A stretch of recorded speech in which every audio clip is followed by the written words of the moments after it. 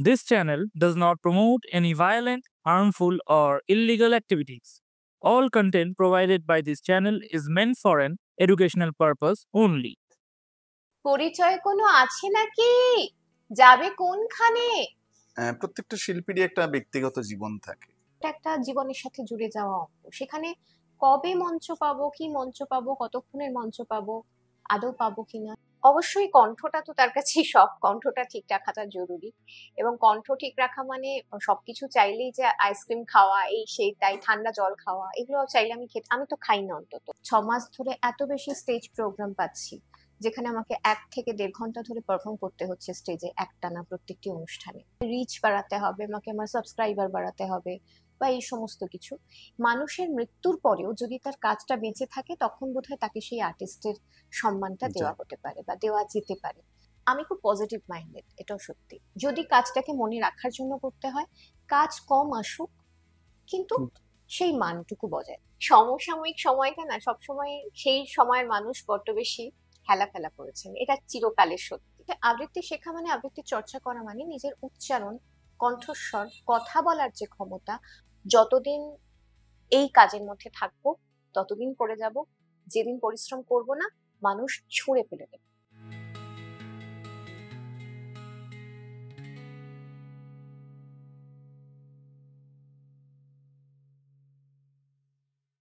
কিছু স্মৃতি, কিছু বিস্মৃতি, কিছু আফসোস, কিছু প্রাপ্তি, সাফল্য, ব্যর্থতা, কিন্তু সবই একই সুরে বাঁধা।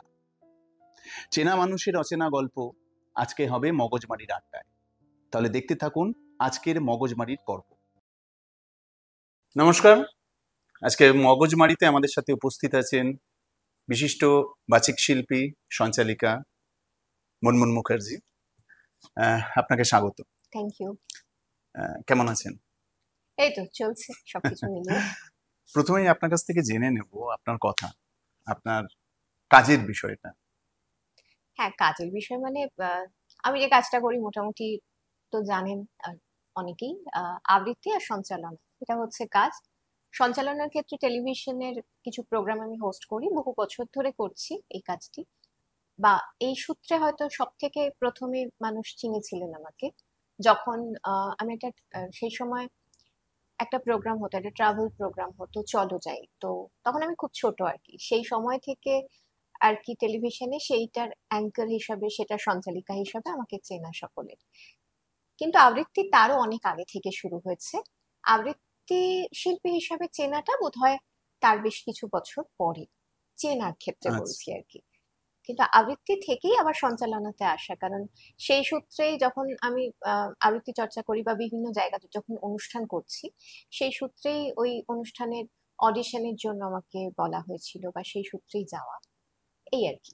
সেখান থেকে আপনার এই যে জার্নিটা, এই যে আবৃত্তি শেখা এবং কবিতার সাথে একটা সম্পর্ক তৈরি হওয়া, ভালোবাসা, বা এই জায়গাগুলো কোত্থেকে এসেছে? আপনার বাবা মা বা কেউ ইন্সপায়ার করেছে? আমার বাড়িতে আমার বাবা মা দুজনেই গান গাইতেন এবং অত্যন্ত তারা আর কি, অ্যাকচুয়ালি কি হয়, প্রত্যেক মানুষ তো সেরকম ভাবে সুযোগটা পান না। তারা যদি হয়তো সেই সুযোগটা সেভাবে পেতেন, হয়তো অত্যন্ত গুণী শিল্পী হিসাবে সবার কাছে পরিচিত হতে পারতেন। ভীষণ সুকণ্ঠের অধিকারী দুজনেই। আর বাড়িতে তো সবসময় একটা সাংস্কৃতিক চর্চা ছিল। তো ছোটবেলা থেকে যা হয়, একটা বাচ্চাকে যখন বড় করা হয় বাড়িতে, সেই সাংস্কৃতিক পরিবেশটা থাকলে তখন তাকে অনেক কিছুই শেখানো হয়। ওই নাচ গান, এইসব গান শেখানো হয়নি, নাচ কবিতা এরকম সবকিছু সেই সময় শেখানো শুরু হয়েছিল। তো কোথাও আবৃত্তিটা বোধহয় বেশি জুড়ে গিয়েছিল তার সাথে। আমি আবৃত্তি শিখছি 4 বছর বয়স থেকে, যখন শুরু হয়েছিল। মানে কথা বলতে শিখেছি তখন, খুব সুন্দর করে ছড়া বলতাম হয়তো, সেই জন্য মা নিয়ে গিয়ে আবৃত্তির ক্লাসে ভর্তি করে দিয়েছিলেন। তো সেই 4 বছর বয়স থেকে শেখা শুরু। আচ্ছা, আপনি যদি এই প্রফেশনে না আসতেন, যদি কখনো আবৃত্তি না করতেন বা সঞ্চালনার কাজ না করতেন, আপনার কাছে কোনটা বেটার অপশন ছিল? বা আমি ভাবিনি অ্যাকচুয়ালি। যেটা বিষয়, আমি পড়াশোনার দিক থেকে সায়েন্স ব্যাকগ্রাউন্ডের এবং পড়াশোনায় খারাপ ছিলাম না কখনোই। পড়াশোনা দিয়েই কেরিয়ার তৈরি হবে বা কিছু সেরকমই বাড়িতে সবার ধারণা ছিল বা প্রত্যাশা ছিল বা সবকিছুই। সেই সময় মাধ্যমিক উচ্চ মাধ্যমিকের রেজাল্ট যথেষ্টই ভালো, বা তারপর যা যা কিছু ভাবনা, সেই ভাবনা তার সঙ্গে চলা। কিন্তু আমার ব্যক্তিগতভাবে যেটা ধারণা, সেটা হচ্ছে আমি বোধহয় ধরা বাঁধা চাকরি করতে কোনোদিনই খুব একটা পছন্দ করার জায়গায় ছিলাম না, যে একটা কর্পোরেট জব করব বা কোনো রকম একটা ধরাবাঁধা সেই যে কোনো একটা স্কুল টিচার হওয়া বা কর্পোরেট জব করা বা যা কিছু, সেইগুলোর মধ্যে একটা তো নিয়ম আছে। এতটা নিয়মে বাঁধা জীবন বোধহয় বা ভালো লাগতো। হ্যাঁ, ভালো লাগতো না। আমি কি হতাম না হতাম, কিছু তো একটা নিশ্চয়ই কাজ করতে হতো, কারণ একটা তো কাজ প্রত্যেককেই করতে হয় তার প্রফেশন হিসাবে বা কিছু। কিন্তু মুশকিল হচ্ছে আমি টেলিভিশনের সঞ্চালিকা হিসাবে এত ছোট বয়স থেকে পরিচিত মুখ হয়ে গিয়েছিলাম যে আর অন্য কিছু ভাবার মতো অপশনও সেই সময় খুব একটা আসেনি। সেই সাথে পড়াশোনাটা তার সঙ্গে কন্টিনিউ করেছি বা চলেছে। আমার উচ্চ মাধ্যমিকের পরেই আমার টেলিভিশনের ক্যারিয়ারটা শুরু হয়ে গিয়েছিল আর কি সে সময়। আচ্ছা, আপনি তো অনেক বললেন যে 4 বছর বয়স থেকে প্রথম আবৃত্তি শেখা। আবৃত্তি শুরু করলেন এবং তারপরে এখনো চলছে আপনার। সেই সময়টা যখন আপনারা শুরু করেছিলেন এবং আজকের সময়টা একটা হুম। তো পরিবর্তন ঘটে গেছে না সামাজিক ভাবে, হ্যাঁ, মানে ভীষণ রকম পরিবর্তন শিল্প ঘটেছে। চর্চার একটা পরিবর্তন একদম। ঘটেছে। তখন এটার সাথে কিভাবে মানিয়ে নিচ্ছেন বা এখন কি মনে হচ্ছে যে আবৃত্তির ভবিষ্যৎ? আহ, প্রথমত আবৃত্তির ভবিষ্যৎ নিয়ে আমি বলার কেউ নই। ভবিষ্যৎ সবসময় ভবিষ্যৎই বলে ভবিষ্যতের কথা। সেখানে আমরা নগণ্য মানুষ। তবে হ্যাঁ, পরিবর্তন তো একটা হয়েছে। তার কারণ হচ্ছে আমরা যখন শুরু করেছিলাম তখন আমাদের মঞ্চের সুযোগটা খুব কষ্ট করে পেতে হতো। আমাদের বিভিন্ন রকম ছোটবেলায় যখন আমরা শুরু করেছি সে সময় শেখাটা একটা দীর্ঘদিনের পর্ব হিসাবে চলেছে। তারপর বিভিন্ন প্রতিযোগিতা ছিল, মা বাবার হাত ধরে সে সমস্ত প্রতিযোগিতায় যেতাম। সেখানে কখনো কখনো প্রাইজ পেতাম, কখনো প্রাইজ পেতাম না। তো প্রাইজ পেলে সেটা একটা ভীষণ রকম অনুপ্রেরণা। মঞ্চে ওই বছরে একবার দুবার যদি ওই রবীন্দ্র জয়ন্তী বা অন্য কিছু যদি অনুষ্ঠান হয়, যদি পাড়া থেকে ডাকে তাহলে সুযোগ পাওয়া, সেটাও 5 মিনিটের বেশি নয়। আর যদি না ডাকে তাহলে আবার কবে সুযোগ আসবে, কিন্তু এগুলো নিয়ে আমরা মাথা ঘামাতাম না। আমাদের যে সকলের কাছে পৌঁছতে হবে এবং পৌঁছানোর লক্ষ্য নিয়েই আর কি সেই সময় মঞ্চটাকে আমার পেতেই হবে, তার থেকেও বোধহয় বেশি যেটা ভালোবাসার জায়গা ছিল সেটা হচ্ছে শিল্পটার সাথে জুড়ে থাকা। আবৃত্তি করতে ভালোবাসতাম, বা আহ ওটা না করলে কোথাও একটা কষ্ট হতো। ওটা একটা জীবনের সাথে জুড়ে যাওয়া অঙ্গ। সেখানে কবে মঞ্চ পাবো, কি মঞ্চ পাবো, কতক্ষণের মঞ্চ পাবো, আদৌ পাবো কিনা সেটা পরের কথা। পেলে সেখানে আর কি দারুণ ভাবে এবারে নিজের সর্বোচ্চ দিয়ে পারফর্ম করার চেষ্টা করব, সেটা আলাদা ব্যাপার। কিন্তু এত প্রত্যাশা ছিল না। এখনকার যে সময়টা সেখানে অনেক রকম প্ল্যাটফর্ম, সোশ্যাল মিডিয়া আছে। খুব ছোটবেলা থেকেই একটা বাচ্চার মুখে কথা ফুটেছে, কবিতা তো অনেক পরের কথা, কথা ফুটেছে, তার কথাগুলোকেই ঠিকভাবে আর কি মানে সে যে কথা বলছে বা কথা বলতে পারে, বাবা মা মোটামুটি একটা ক্যামেরার সামনে তাকে বসিয়ে দিয়েছেন, তুমি কথা বলো, সে কথা বলছে। সেখানে প্রচুর লাইক, প্রচুর শেয়ার, প্রচুর সমস্ত কিছু। তো এখন ছোটবেলাটা ভীষণ ওই রিচের গণ্ডিতে বাঁধা আর কি। আমাদের সময় ব্যাপারটা আলাদা ছিল। আমরা একটা কোথাও রিচ করতে নিশ্চয়ই চাইতাম, সেই স্বপ্নটা ছিল। কিন্তু সেই স্বপ্নটা দেখার জন্যই আমরা, বা কোথাও একটা রিচ করব, কোথাও একটা যে জার্নি, সেই জার্নিটায় পথ চলতে চলতে কোথাও একটা পৌঁছবো, সেই স্বপ্ন দেখে আমাদের জীবন চলতো। এখন শুরুটাই হয় স্বপ্ন মানে স্বপ্ন পূরণ দিয়ে আর কি, এরকম একটা ব্যাপার। এই যে সোশ্যাল মিডিয়ার কথা বললেন বা রিচের কথা বললেন, এখন তো শিল্পীকে বোধহয় ওই মাপকাঠিতেই দেখা হয় যে কার কত মিলিয়ন রিচ বা কিছু। তো সেইরকম কোনো বিষয় কি আপনার কাছে কখনো এসছে যে আপনাকে সেইভাবে বিচার করা দেখুন, হয়েছে? শিল্পী বিষয়টা আলাদা, ক্রিয়েটার বিষয়টা আলাদা। আমি কোন একটা কিছু ক্রিয়েট করতে পারি, আমি ক্রিয়েটার। যেরকম হয় কন্টেন্ট ক্রিয়েটার হুম, বা সমস্ত কিছু, আমি ক্রিয়েটার, সেটা একরকম ব্যাপার, আমার নিজের সৃষ্টি। শিল্পী বিষয়টা মানুষ তৈরি করে, শিল্পী বিষয়টা তৈরি করার আমরা কেউ না। কেউ শিল্পী হবেন কি হবেন না, মানে আমি আজকে আমার একটা প্রোফাইলে লিখে দিলাম আর্টিস্ট, সত্যি কি আমি আর্টিস্ট হতে পারবো হবে?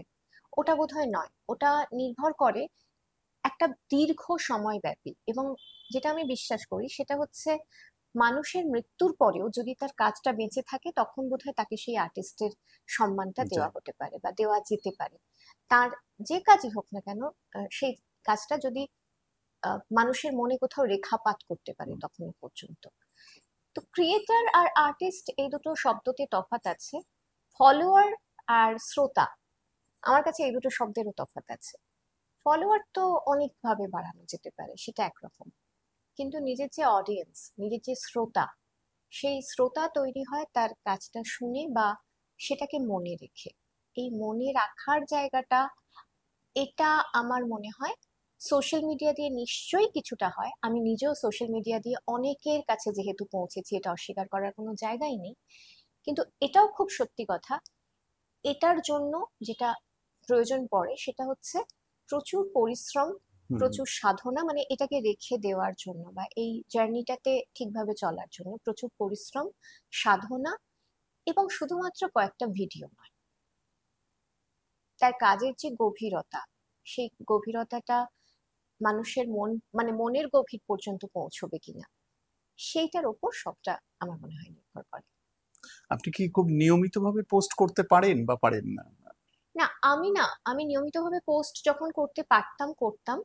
এবার আমার অনেকগুলো ব্যাপার আছে, আমি যে ভিডিও করি, আমি কবিতাটা মুখস্থ বলি, আবৃত্তি তো মুখস্থ করেই বলতে হয়, তো মুখস্থ বলি সেটাকে, তারপর সেটাকে নিয়ে অনেক ভাবনা চিন্তা করি, সেটার যে রেকর্ডিং সেটা সেভাবে করার জন্য সেটাকে, মানে একটা কবিতা আমি পারি বলতে, কবিতা বলতে পারা আর কবিতাটা রেকর্ড করার উপযোগী করে বলতে পারা, আমার মনে হয় এই দুটোর মধ্যে একটু তফাৎ আছে। মানে আমি বলতে পারলেই সেটা রেকর্ড করার উপযোগী হয়ে যায়। কিছু কিছু কবিতা আছে 2 বছর সময় লেগেছে হয়তো আমার সেটাকে ঠিকভাবে প্রিপেয়ার করতে, এরকমও হয়েছে। আচ্ছা।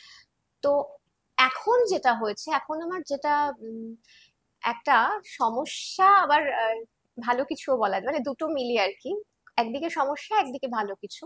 এখন কাজের সংখ্যাটা বড্ড বেড়ে গেছে, এখন প্রচুর স্টেজ প্রোগ্রাম, এই মুহূর্তে গত 6 মাস ধরে এত বেশি স্টেজ প্রোগ্রাম পাচ্ছি, যেখানে আমাকে 1 থেকে 1.5 ঘন্টা ধরে পারফর্ম করতে হচ্ছে স্টেজে একটানা প্রত্যেকটি অনুষ্ঠানে, এবং পুরোটাই না দেখে বলার।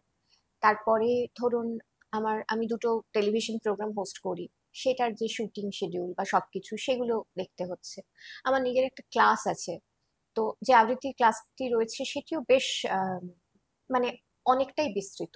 অনলাইন ক্লাসটি মোটামুটি সারা পৃথিবীর যারা বাঙালি শিক্ষার্থী আছেন তাদের অনেকেই এই ক্লাসটির সঙ্গে যুক্ত। তো এই সবকিছু মিলিয়ে যেটা হচ্ছে সেটা হচ্ছে আমি আমার নিজের কাজের জন্য যে সময়টা সেটা একটু কম দিতে পারছি, আর যতক্ষণ না দিতে পারছি ততক্ষণ পর্যন্ত সেটা যেভাবে খুশি দিয়ে দেওয়ার আমি পক্ষপাতী নই। তো ফলে কাজ একটু কম আসছে। এবং আমি যেটা মনে করি, যে কারণে আমি চাকরি করিনি, আহ যে কোনো একটা কর্পোরেট জব করলে কি হয়, একটা টার্গেট থাকে, এই টার্গেটটা মেনে আমি চলবো, এই টার্গেটে আমি কাজ করতেই হবে।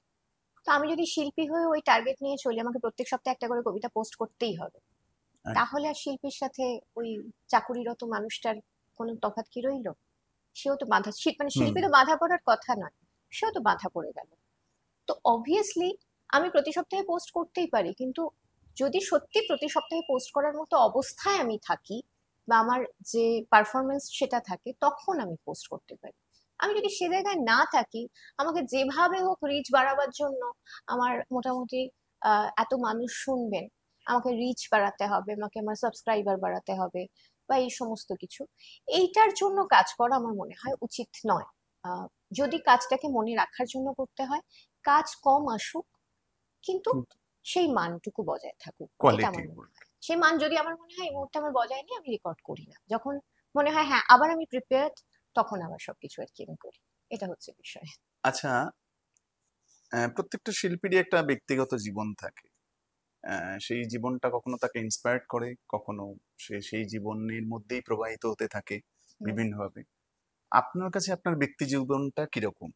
সেটা কি সর্বসমক্ষে আনার মতন, না খুব নিজের পার্সোনাল লাইফ পার্সোনাল জায়গাতেই রাখার মতন? না, আমি মনে করি ব্যক্তি জীবনটা ব্যক্তির কাছে থাকাটাই ভালো, কাজটা অবশ্যই সর্বসমক্ষে, কাজটা যখন যখন সবার কাছে পৌঁছানোর জন্য আমরা করি, কাজ তো নিজের জন্য করি না, সবার কাছে পৌঁছোক এটা ভেবেই করি, নিশ্চয়ই সেটা পৌঁছোক।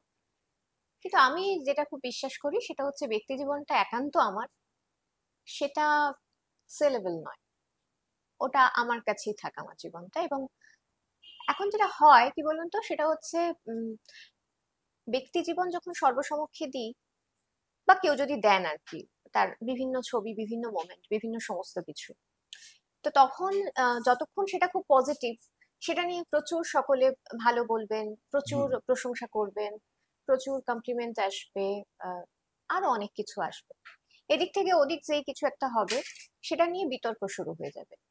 এবার ধরুন আমি আমার পার্সোনাল মোমেন্ট শেয়ার করছি, সেখানে আমি তো সেটা শেয়ার করছি মানে সেটা পাবলিকের হয়ে গেল। ভালোটুকু আমি নিতে নেব যে তারা যখন ভালো বলবে, খারাপটুকু আমার নেওয়ার ক্ষমতা নেই, সেটাও তো চলবে না। মানে আমাকে যদি ওটা সকলের কাছে সর্বসমক্ষে আনতে হয়, সেটার ভালো এবং মন্দ দুটোই অ্যাকসেপ্ট করার ক্ষমতা আমাকে রাখতে হবে। আমার এই এত মন্দ নেওয়ার কোনো দায় নেই, আর এত ভালো শেয়ার করার খুব একটা ইচ্ছেও নেই। আমার ভালো মন্দটুকু আমার নিজের জন্য থাক, আমার যে ব্যক্তি জীবন সেটা একান্তই আমার থাক। আহ সেটাকে আমি সবার সামনে আনার কোনো প্রয়োজন বোধ করি না। কিন্তু এখন মনে হচ্ছে যে, যেমন আমরা বিভিন্ন সময় দেখি বিভিন্ন মিডিয়াতে যে কোনো শিল্পী সে কাকে বিয়ে করলো বা কার সাথে বিচ্ছেদ হলো, হুম।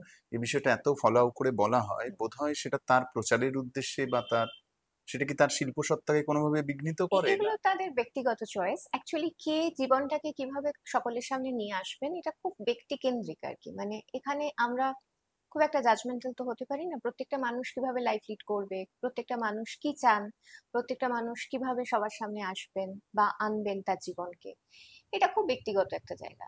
তো যার মনে হচ্ছে হ্যাঁ আমি আমার জীবনকে ব্যক্তিগত জায়গা থেকে সবার সামনে নিয়ে আসবো, সেটাই আমার ভালো লাগার জায়গা, তিনি সেটা করবেন। আর আমার ক্ষেত্রে আমি যেটা মনে করি যে আমি যেটা করব সেটা একান্তই আমার জীবন, আমার জীবনটা নিজের জীবন। ওটা তো আমি কারোর সাথে ভাগ করতে চাই না, ওটা আমার হয়েই থাকুক। যার জন্য আমি আমার সত্যি কথা বলতে কি আমার ব্যক্তি জীবনকে খুব নিজের কাছেই রাখি। আমার যা যা কিছু কাজের আপডেট সবসময় হয়তো আমার সোশ্যাল মিডিয়া আসতে থাকে, বা সেই কেন্দ্রিক সবকিছু ছবি, পোস্ট, ভিডিও অনেক কিছু হতে থাকে।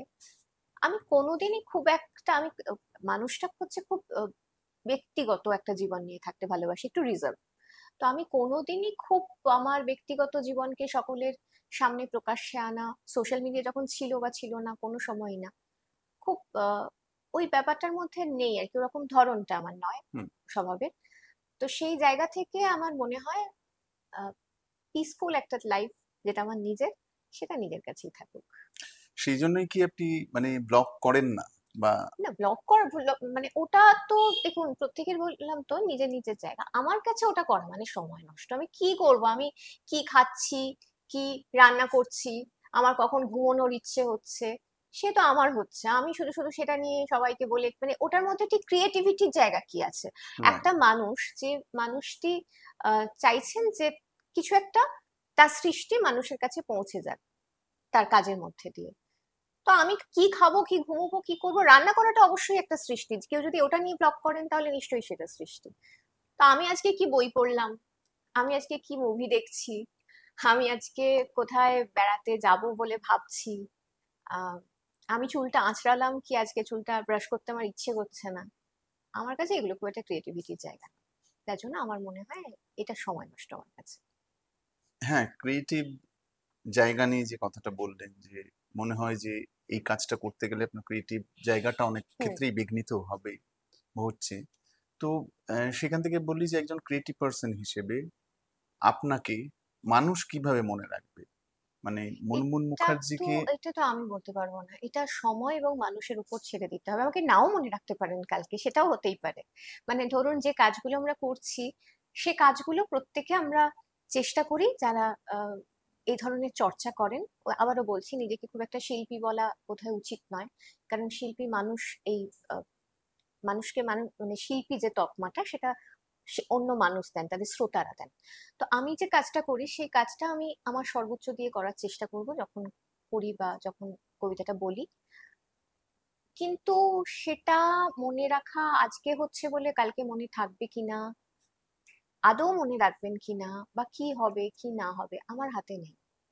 এবং আমি আমার একজন সিনিয়র একজন দাদা, তিনি এখন এই পৃথিবীতে নেই, তিনিও কবি ছিলেন, নীলাঞ্জন দা, আমার আজকে বলতে ইচ্ছে করছে। নীলাঞ্জন ব্যানার্জি খুব সুন্দর, খুব ভালো লিখতেন। মানে অল্প বয়সী, আমাদের থেকে অনেকটা সিনিয়র, কিন্তু অল্প বয়সেই তিনি চলে যান আর কি। তো একবার আমার কোনো একটা প্রথম দিকে যখন আমি ইউটিউবে আমার ভিডিওগুলো দিচ্ছিলাম, তো সেই সময় কোনো একটা ভিডিওর রিচ কম। তো মানুষের তো যখন অল্প বয়স থাকে তখন তো একটু এগুলোর মোহটোহ গুলো একটু বেশিই থাকে। তো তখন আমারও সেই মোহ একটু তৈরি হয়েছিল। তো আমি বললাম এটা তো বেশ রিচ কম, বা এটা দেখো লোকে শুনছে না। আমাকে বললো যে তুমি তো ভালোবেসে আবৃত্তিটা করো। আমি বললাম হ্যাঁ সে তো করি। তো তুমি ভালোবেসেই করো, তুমি ওইদিকে তাকিও না বা ওদিকে দেখো না। এই আসা যাওয়া কমা বাড়া এগুলো জীবনের খুব স্বাভাবিক একটা ব্যাপার, এগুলো চলতে থাকবেই। এই দেখে তুমি যেদিন করবে, যেদিন কবিতাটা বলবে আবৃত্তিটা করবে এই দেখে যে কত কি হচ্ছে, সেদিনকে আর তুমি ভিতর থেকে আবৃত্তিটা বলতে পারবে না। তো তুমি তোমার মতো করে করো, কি হচ্ছে কি না হচ্ছে, মানুষ মনে রাখবে কিনা, মানুষ মনে রাখবে না কিনা, বাকি যা যা কিছু, এগুলো তুমি ভেবো, এগুলো অ্যাকচুয়ালি ভাবিও না, যা হবে দেখা যাবে সে। আমি আমার একদম। কাজটা করি। উনি খুব ভালো কথাই বলেছেন, একদম মানে শিল্পীর কাছে সেটাই হওয়া উচিত যে একদম, আমি মানে আমার এগুলো কাজটা করে শিক্ষা, যাব। সত্যি কথাই। একদম। আচ্ছা, এই যে জগৎ আবৃত্তি, কবিতা, এই জগৎটা এখন বর্তমান সময়ে নিউ জেনারেশন, এখন যে জেনারেশনটা আমরা দেখতে পাচ্ছি, অসম্ভবভাবে নতুন ছেলে মেয়েরা যারা আসছে, হয়তো আপনার কাছে যারা শিখতে আসে বা হুম হুম। যোগাযোগ করে, আপনার মনে হচ্ছে যে তাদের মধ্যে এর প্রসারটা হচ্ছে বা তারা খুব অবশ্যই ইন্টারেস্টেড প্রসার হচ্ছে, হচ্ছে? প্রসার নিশ্চয়ই হচ্ছে বলেই তো তারা আকৃষ্ট হচ্ছে যে কোনো কিছুর মধ্যে। মানে আহ ধরুন, আমি খুব পজিটিভ মাইন্ডেড, এটাও সত্যি। 10 জন ছেলে মেয়ে আবৃত্তি শিখবে বলে ভাবছে, আর ওদিকে 1000 জন ছেলে মেয়ে আবৃত্তি শিখবে বলে ভাবছে। হয়তো দেখা যাচ্ছে যে অতিরিক্ত যে কোনো কিছু হয়ে গেলে সেটাও সবসময় হয়তো ভালো নয়। তো হয়তো দেখা যাচ্ছে সেই 1000 জনের মধ্যে সবাই ঠিক ব্যাপারটাকে অতটা বুঝতে পারছে না, কিভাবে শিখবে, কোথায় শিখবে, বা কি ব্যাপার, মানে সেগুলো সম্পর্কে খুব একটা ওয়াকিবহাল না। তবু আমি বলবো 10 জন শিখতে চাওয়ার থেকে 1000 জন শিখতে চাওয়ার এই সময়টা অনেক অনেক বেশি আমার কাছে পজিটিভ। তার কারণ হচ্ছে ওই 1000 জনের মধ্যে থেকে অন্তত 100 জন বা 100টি কণ্ঠ ঠিক ঠিক ভাবে তো মানুষের কাছে পৌঁছানোর সেই ক্ষমতা রাখে, তারা পৌঁছবে। কেউ যদি না শেখে তাহলে তো এই চর্চাটা বা এই শিল্পটা আস্তে আস্তে, এমনিতেই এই শিল্পটাকে চিরকাল একটু পিছনের সারিতে রাখা হয়। আগে গান, আগে নাচ, আবৃত্তি। আমাকে যখন মানুষ এখন মঞ্চে শোনেন, খুব ভালোবেসে শোনেন, এমনকি পরে ভীষণ প্রথিতযশা শিল্পী আমার পরের যারা রয়েছেন, তাদের অনুষ্ঠান থাকলেও হয়তো দেখা যায় 1-1.5 ঘন্টা হয়ে গেছে, তখনও মানুষ বলছেন দিদি আরো দুটো আবৃত্তি শুনবো। এটা খুব ভালো লাগার একটা ঘটনা, মানে এটা আমার কাছে ভীষণ ভালো লাগার।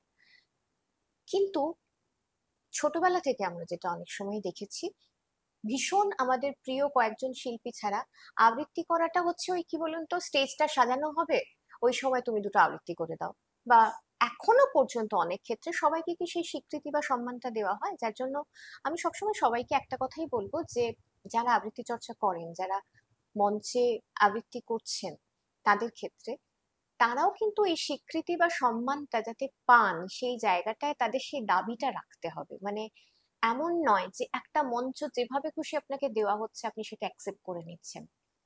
মঞ্চ পেতে একটু সময় লাগবে, একটু দেরি হবে, এমনও হতে পারে হয়তো একটা সময় হতাশা আসবে। আমিও কিন্তু অনেক কাজ ছাড়ি এখন, চাইলে আমি প্রত্যেক দিনই একটা করে কাজ করতে পারি। আমি অনেক কাজ ছাড়ি, আমি স্টেজ অ্যাঙ্কারিং করি না। কেন করি না? স্টেজ অ্যাঙ্কারিং করলে অনেক বেশি আমি স্টেজ প্রোগ্রাম পাবো, তাও করি না। কেন করি না? কারণ আমার স্টেজ অ্যাঙ্কার হিসেবে মানুষ যদি প্রত্যেকদিন পেয়ে যান, আমার আবৃত্তিটা আর শুনবেন না। এবং সেটার জন্য আজকে আমি যত আবৃত্তির অনুষ্ঠান করি, একটা সময় ছিল আমি এত আবৃত্তির অনুষ্ঠান পেতাম না, তাতেও আমি স্টেজ অ্যাঙ্কারিং করতাম না। তার কারণ হচ্ছে ওটা আমার স্ট্যান্ড পয়েন্ট, ওটা করব না, এটা করব বলেই ওটা করব না। ঠিক সেইভাবে এই জেদটা ভিতরে রাখাটা খুব জরুরি, যে আজকে যেটা আমি করছি না সেটা ছাড়ছি বলে কালকে আরো বেশি কিছু আমার পাওয়ার যোগ্যতা বা জায়গাটা তৈরি হবে। তো সম্মান স্বীকৃতি এটা ভীষণ ইম্পর্ট্যান্ট। অর্থনৈতিক যে বিষয়টা সেটাও সম্মানের মধ্যেই পড়ে, কিন্তু সেটা এক এক ক্ষেত্রে এক এক রকম, সেটা কিভাবে কে দেখবেন ভাববেন সেটা তার উপর অনেকটা নির্ভর করে। কিন্তু আপনাকে যদি যোগ্য সম্মান দিয়ে মঞ্চটি দেওয়া হয়, তবেই আপনি সেই মঞ্চ আলোকিত করবেন, কারণ আপনি সেটা ডিজার্ভ করেন। এটা আমার বক্তব্য, আমি এটা ভীষণ রকম ভাবে প্রত্যেককে বলি। তো সেই জায়গা থেকে যত বেশি মানুষ চর্চা করছেন, কোথাও হয়তো সে মঞ্চের যে দাবিটা সেটা বাড়ছে, সেটা আবৃত্তি শিল্পীদের পাওয়া উচিত। কিন্তু এক জায়গায় এসে যেটা মনে হতে পারে যে একজন মানুষ কেন আবৃত্তি শিখতে আসবেন বা আবৃত্তিটাকেই তার জীবনের প্রফেশন হিসেবে নেবেন, সেখান থেকে কি তার পক্ষে সম্ভব জীবন নির্বাহ করার মতন মিনিমাম রিসোর্সটা পাওয়া? আমি একটু বলি তাহলে, সেটা হচ্ছে আবৃত্তি কেন শিখতে আসবেন, প্রথমত ভালোবাসা থেকে আসবেন। দ্বিতীয়ত যেটা ব্যাপার হ্যাঁ, আমরা সেটা যদি হচ্ছে, ভালোবাসার জায়গাটাকে সরিয়ে সেটা রাখি। আলাদা, আমি তো হ্যাঁ, বলছি ভালোবাসা থেকে ভালোবাসা ছাড়া কোনো শিল্পই হবে হয় না। না। মানে আমি যদি রাইট। ভাবি কালকে আমি এত টাকা রোজগার করব বলে আবৃত্তি বা গান শিখবো, তাহলে শুরুতেই কিন্তু ওটা আমার মাইনাস পয়েন্ট হয় না। শেখাটা ভালোবাসা দিয়ে করতে হয়। শিল্প সংস্কৃতি চর্চা আর চাকরি করার জন্য পড়াশোনা করা, এই দুটোর মধ্যে একটু তফাৎ আছে। শিল্প সংস্কৃতি চর্চার মধ্যে অনেকটা ভালোবাসা না জুড়ে থাকলে এইটাকে প্রফেশন হিসেবে নেওয়াটা সবসময় খুব রিস্কি। এটা প্রফেশন হিসেবে নেওয়াটা, এটাকে নেওয়ার সাহস প্রফেশন হিসেবে মানুষের সেটা সবসময় আসে না। এবার আমি বলি কেন আবৃত্তি শিখতে আসবেন মানুষ। প্রথমত ভালোবাসা থেকে আসবেন, সেটা একটা বিষয়। দ্বিতীয়ত যেটা ব্যাপার সেটা হচ্ছে আবৃত্তি শেখা মানে, আবৃত্তি চর্চা করা মানে নিজের উচ্চারণ, কণ্ঠস্বর, কথা বলার যে ক্ষমতা। আমাদের তো যে কোনো মানুষের সাথে ইন্টারাকশন করতে গেলেও কথা বলতে হয়, ঠিকভাবে কথা বলাটা জরুরি। তো যে সাবলীল ভাবে স্বতঃস্ফূর্ত ভাবে কথা বলা এবং একটা মানুষের সাথে কানেক্টেড হওয়ার জন্য যে কথা বলা, সেক্ষেত্রে আবৃত্তির ভূমিকা অনস্বীকার্য।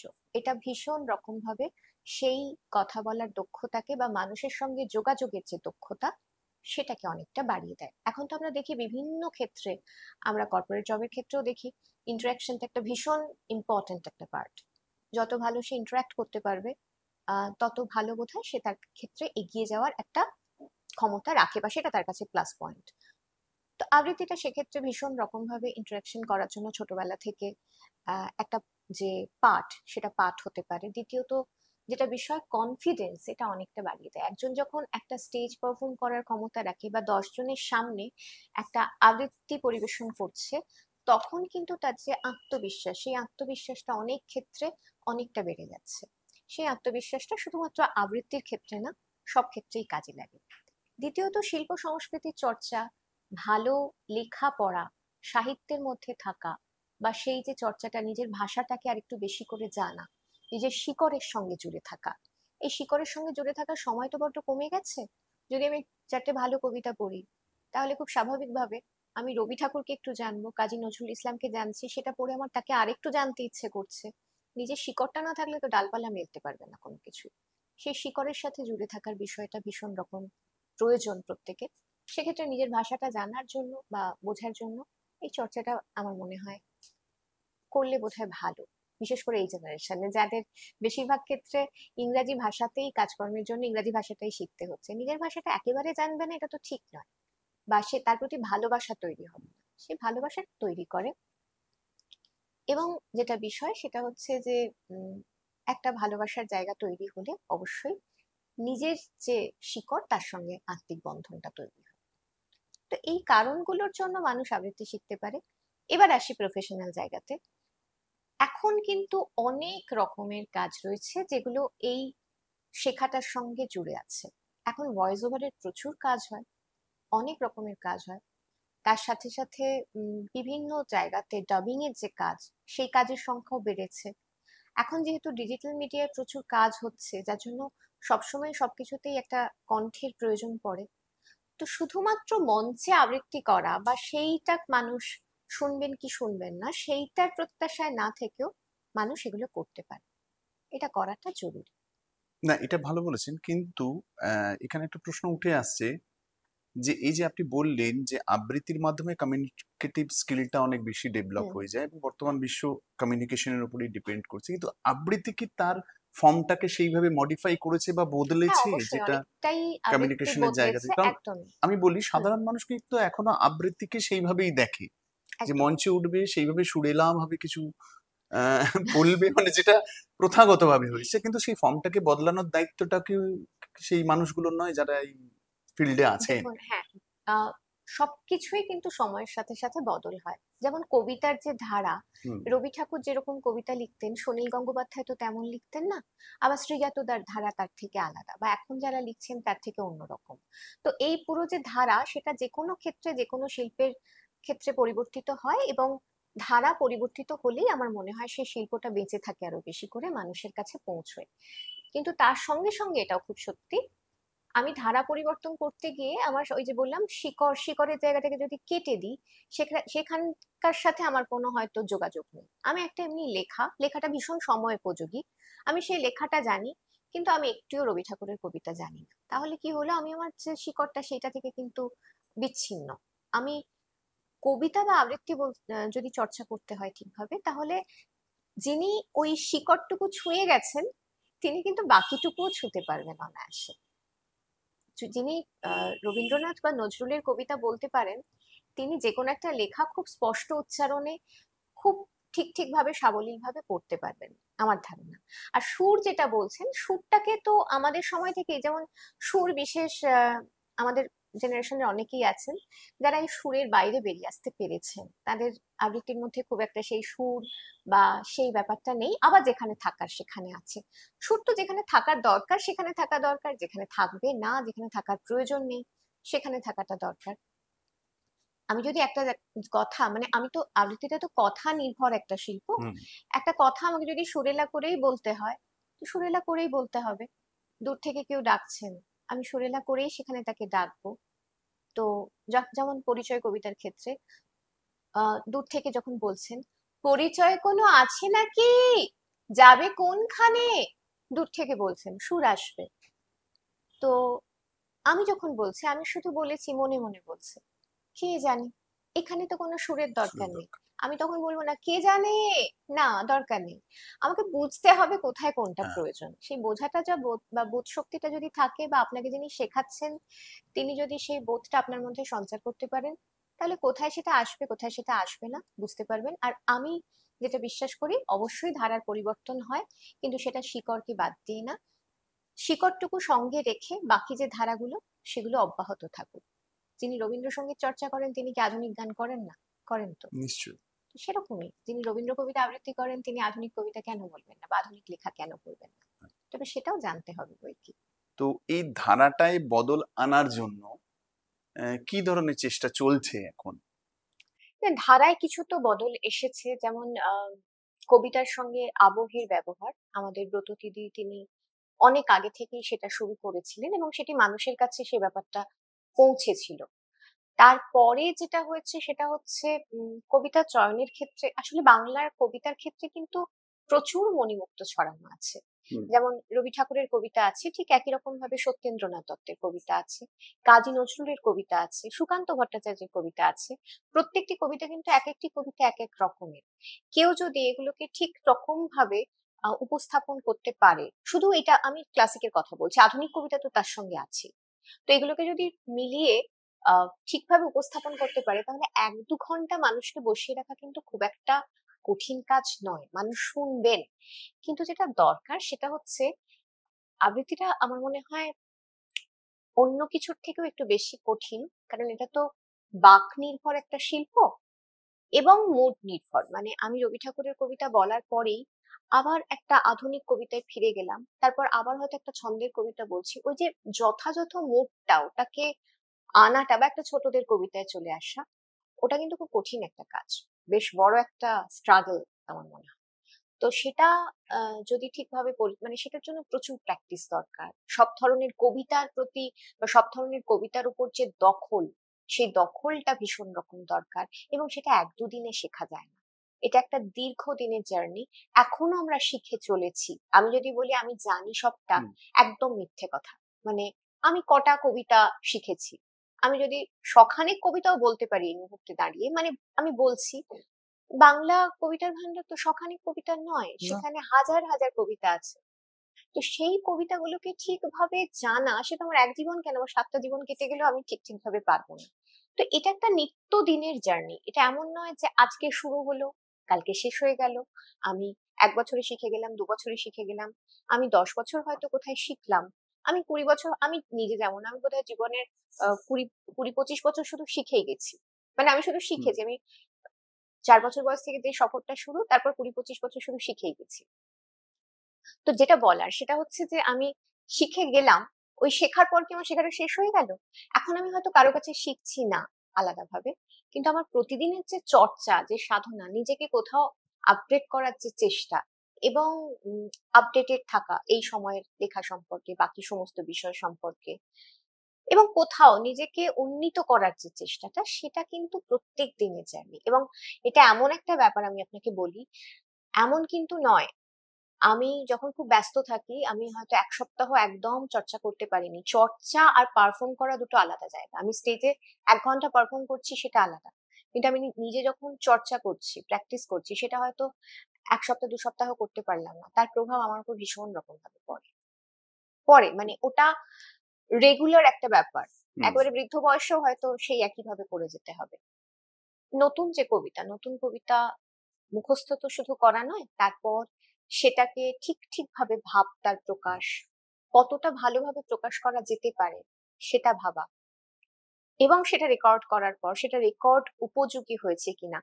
এখানে একটা গল্প আছে। ধরুন আমার ইউটিউবে আমি লিখেছি, হয়তো কোনো একটা কবিতা রেকর্ড করে দেওয়া হলো, তো সেই কবিতাটা তার 1 মাসের মধ্যে আরো 100 জন রেকর্ড করে ফেলেছেন, আচ্ছা কারণ কবিতাটা ভালো লেগেছে। সেই ভালো লাগার জায়গা থেকেই তার মনে হয়েছে এই কবিতাটা বলতে পারি, সেটা 100 জন রেকর্ড করে ফেলেছেন। এবার আরেকটা বিষয় তো প্রয়োজন ভাবা, যে সেই কবিতাটা আমি প্রথমবারে এমন ভাবে একটি, মানে প্রথমবার না করি, আমার আগেও যদি কেউ করেন, আমি যেভাবে সে আগে করুন পরে করুন যা করুন না কেন, তারপরেও যেন আমার কবিতাটা, মানে আমার বলতে কবির কবিতাটা আমি যেভাবে বলবো, সেই আবৃত্তিটা এমন একটা পর্যায়ে যাতে যায় যাতে অনেক বছর পরেও মানুষের শুনতে ইচ্ছা করে। তো ফলে সেইভাবে করা, না হলে আমাকে কেন শুনবে? যে 100 জন রেকর্ড করেছেন তাদের মধ্যে থেকে কাউকে শুনবেন। মানুষের তো শুনতে ভালো লাগে না এখন এক জিনিস, এত অপশন, এত এত বেশি। অপশন, সেরকম কিছু শুনবেন। তো এইভাবে নিজেকে প্রিপেয়ার করা, যে যাতে আরো অনেকদিন পর্যন্ত শোনার ইচ্ছেটা থাকে, তার জন্য নিজেকেও সেটাকে ভীষণ ভাবে অনুভব করতে হয়। ওই অনুভবটা একদিনে দুদিনে কিন্তু হয় না। অনুভবটা একটা করতে গেলে প্র্যাকটিস, ওটা শুধু দীর্ঘকালীন। প্র্যাকটিস না, কবিতাটার সাথে অনেকটা জুড়ে থাকতে হয়। তারপর হয়তো সেই অনুভবের জায়গাটা নিজের না হলে অন্য কাউকে আমি কি করে অনুভব করাবো। এই যে আপনি বললেন না যে যে কবিতাগুলোর কথা আপনি উদাহরণ দিলেন, রবীন্দ্রনাথ থেকে শুরু হুম, করে সত্যেন্দ্রনাথ দত্ত, সুরের জাদুকর, ছন্দের জাদুকর, আহ, এখন যে কবিতাগুলো আপনারা এখনকার সমসাময়িক যারা হুম, লেখক, যাদের লেখা পড়ছেন, ধরুন মন্দাক্রান্তা হতে পারে, হুম, শ্রীজাত হুম, হতে পারে, বা এখন যারা লিখছেন সুনীল বাবুর পরবর্তী সময় এবং সুনীল হুম, বাবুর হুম, আগের হুম। সময়, হ্যাঁ, তো নিশ্চয়ই ডিফারেন্ট একটা অবশ্যই হচ্ছে। এবং সময়ের সাথে তো আর মানে তখন ছন্দের কবিতা, ছন্দমুক্ত কবিতা, এবং এখন গদ্য কবিতা, গদ্য নির্ভরতা যেটা হ্যাঁ, গদ্য বেড়েছে, কবিতা, এবং তো এখন যেটা সেক্ষেত্রে সমস্যা হচ্ছে, বা কি না মনে হচ্ছে যে সেটা? সমস্যা হয় না, আমি তো বললাম যে ক্লাসিক টুকু মানে ছুঁয়ে আসতে পারে। যেমন যে রাগাশ্রয়ী গান জানে, সে যেমন আধুনিকটা আমার ধারণা চাইলেই গাইতে পারবে, যদি চেষ্টা হুম, করে সেটাও গাইতে পারবে। কিন্তু যিনি আধুনিক গানটুকুই জানেন তিনি চাইলেই রাগাশ্রয়ী গান গাইতে পারবেন না। তো ঠিক একই রকম ভাবে যদি রবি ঠাকুর নজরুলকে চর্চা করে সেটা শিখে কেউ আসেন, তাহলে তিনি ওই কবিতাগুলো বলতে পারবেন চাইলে। এবার কিভাবে বলবেন, কি বলবেন, সেটা তো বললাম সময় দিতে হয়, সেই তাকেও সময় দিতে হবে সেটার জন্য। কিন্তু যিনি ওটা বলতে পারেন তিনি চাইলেই কালকে দেবতার গ্রাস আবৃত্তি করতে পারবেন, এটা হচ্ছে একদম। বিষয়। এবার যে ধারা পরিবর্তন, সেই ধারা পরিবর্তনটার মধ্যে আমার যেটা মনে হয়, এখনকার যে সমসাময়িক যে টপিক, তার উপর অনেক কবিতা, বা কবিতা শুধু বলবো না, রচনা, সেগুলো লেখা হয়। সেগুলো তো খুব স্বাভাবিক, এই সময়কে যদি সেটা ছুঁয়ে না থাকে তাহলে তো সময় উপযোগী হবে না। তো সেই রকম অনেক কিছু লেখা রচনা, সেটা আমিও বলি, আমি পড়ি। আবার আমার একটা আলাদা ক্লাসিক্স চ্যানেলই আছে, মানে ক্লাসিক্স উইথ মুনমুন, যেখানে আমি শুধুমাত্র এই ক্লাসিক কবিতাই রাখি, যাতে সেগুলো থাকে, সেগুলো মানুষের সঙ্গে ভীষণ রকম ভাবে জুড়ে থাকে। এবং সেখানে আমি মোটে 18টি কবিতা রেকর্ড করেছি, তবু 40,000 মানুষ সেই চ্যানেলটির সঙ্গে জুড়ে আছেন, মাত্র বাহ। 18টি কবিতা শুনবেন বলেই। 18টি কবিতার বেশি কেন করিনি, তার কারণ পরের যে কবিতাগুলোর জন্য যতটা এফোর্ট দেওয়া উচিত, ইদানিং কালে সেই সময়টা পাইনি। নিশ্চয়ই করব, আরো অনেক অনেক বেশি করব। আমার একটু সময় লাগে সব কাজে, আর আমি একটু সময় নিয়ে কাজ করতে ভালোবাসি, মানে সেটা আমার মনে হয় যে আমি কাজটার প্রতি সুবিচার করতে পারছি, তো সেটা করব। কিন্তু ওই 18টা কবিতাই 40,000 মানুষ শোনেন, আমার কাছে ওটা কিন্তু খুব বড় একটা প্রাপ্তি। আমার আরেকটি যে চ্যানেল আছে সেটি সাবস্ক্রাইবার 6 লক্ষ। 6 লক্ষ আধুনিক কবিতা মানুষ শোনেন, সেটা শোনাটা তো খুব স্বাভাবিক, কারণ সেটা সময়ের কথা বলে। এই কবিতাগুলি তো অনেক আগে লেখা, কিন্তু তাতেও এই সময়ের 40,000 মানুষ যে তাকে ছুঁয়ে আছেন 18টি কবিতাকেও। এবং এই সময়ের ছেলে মেয়েরা, তারাও কোনো না কোনো সময় হয়তো শুনবে, তাদেরও ইচ্ছে হবে এই কবিতাগুলি পড়ার, এই কবিতাগুলোকে ছুঁয়ে দেখার, এই কবিতাগুলোর সাথে যুক্ত থাকার। সেটাও তো আমার মনে হয় উচিত, শিকড়কে ছুঁয়ে থাকা দরকার।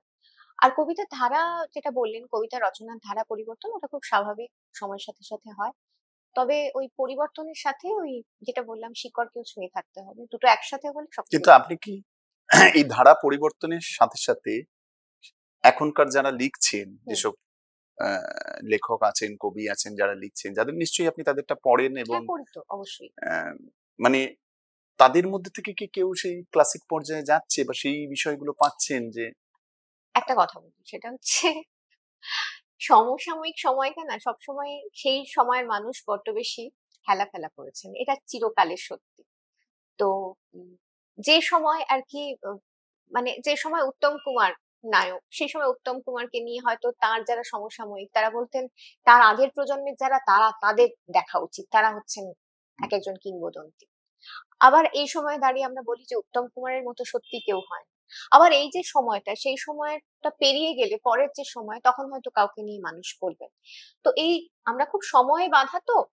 অবশ্যই অনেকেই খুব ভালো লেখেন, খুব ভালো লিখছেন, খুব ভালো লিখবেন, সেই সম্ভাবনা অনেকের মধ্যে রয়েছে। এবং সেই লেখাটুকু, সেই চলাটুকু, জার্নিটুকু চলতে থাকুক। এবং আমি খুব বিশ্বাস করি তাদের মধ্যে কারো কারোর লেখা থেকে যাবে, নিশ্চয়ই থেকে যাবে। একটা এটা পলিটিক্যাল উত্তর, যেখানে আমরা যাই হোক, এখন যে সময়টা চলছে, আপনি সোশ্যাল মিডিয়ায় খুব অ্যাক্টিভলি আছেন, আপনাকে ট্রোলড হতে হয়, মানে ট্রোলড হন? হ্যাঁ, আমি খুব অ্যাক্টিভলি থাকি না, আমি 5 দিন থাকি, 10 দিন থাকি, 5 দিন থাকি না, এরকমও হয় অনেক সময়। রোজ একটা করে পোস্ট করি, বললাম আমি টার্গেট নিয়ে চলি না, রোজ একটা করে পোস্ট করবো এরকম না। যখন আমি কাজের মধ্যে রয়েছি, তার থেকে সুযোগ পাচ্ছি, সময় পাচ্ছি এবং আমার ইচ্ছে হচ্ছে, আমি পোস্ট করছি।